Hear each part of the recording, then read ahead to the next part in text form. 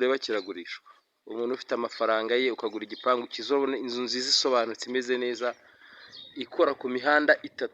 Uriya ni umuhanda uva hepfo kuri kaburimbo nta metero 5 zirimo. Uyu ni umuhanda uzamuka ruguru ujya ahantu Dejene mu Bidudu. Urabona ko ari karitsiye nziza, n'iyi nzu y'igisenge cy'umukara nababwiye ko igurishwa ejo. Iyo nzu iri ku isoko nayo.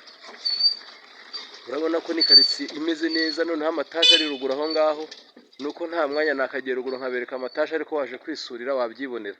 Inzu ikora ku mihanda 3. Uyu n'undi muhanda utambika, reka mbereke ifite n'amaduka munsi yayo. Iyi mari gucitse wabuhombye. Inzu nziza cyane.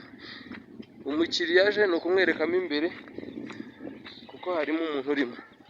Irakora ku mihanda, imihanda 1, 2, 3, 4 iri mu masanganzira rwose. Uriya nawe urakomeza hirya mu midugudu.